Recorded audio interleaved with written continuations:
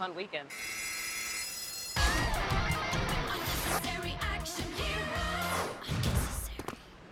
Was that necessary? No, neither is a blown weekend. With Paycom, employees do their own payroll, so you can fix problems before they become problems. Get Paycom and make the unnecessary unnecessary. See you down the line.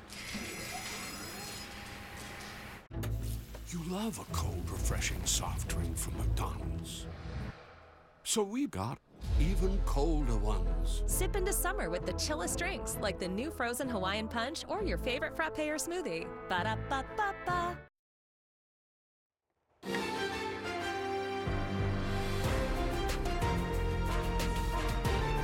This is KCAL News Mornings.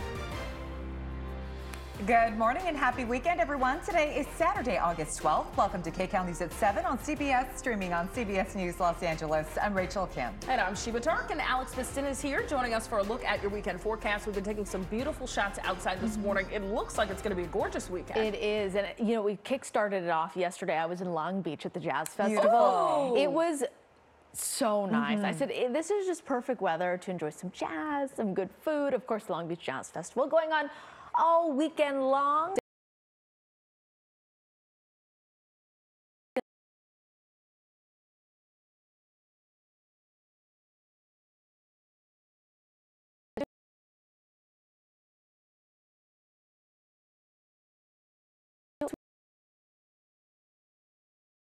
We head into this afternoon, temperatures rising into the 90s across our valley hotspots.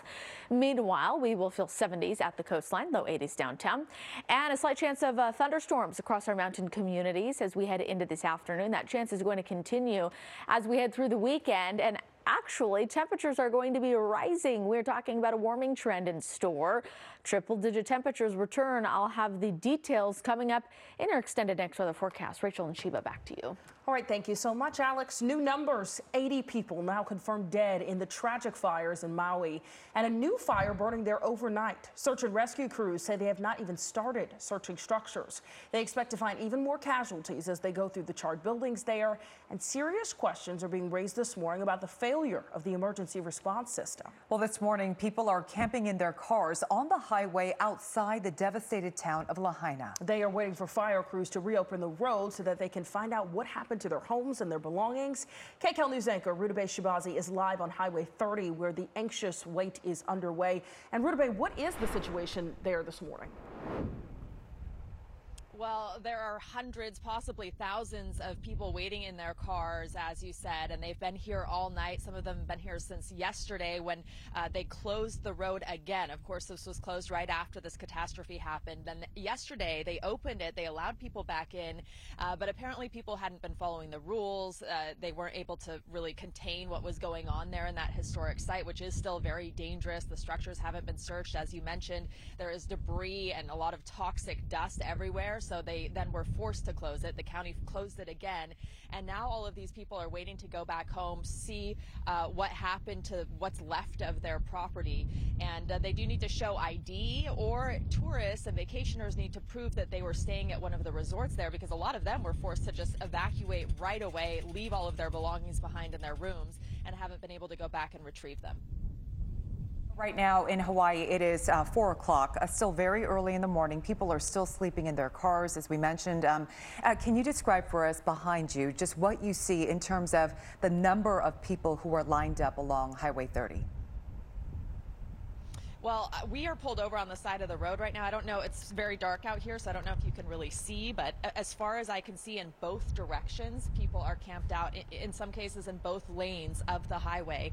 This was shut down in the other direction, too. It's now back open so that people can get out, but there are so few people left in there. A lot of the people we also saw at the shelters yesterday. We spent a lot of time at 6 different shelters that have been put up by the county. We wanted to respect people's privacy because they didn't want us to show their faces, having logs lost everything if they didn't want to go on camera. But there is a tremendous outpouring of support also from the community, bringing in diapers and food and water and everything you can imagine, mattresses in some cases, really stepping up to help people. And in some cases, a lot of these people haven't been in contact with their relatives. Their relatives are still missing.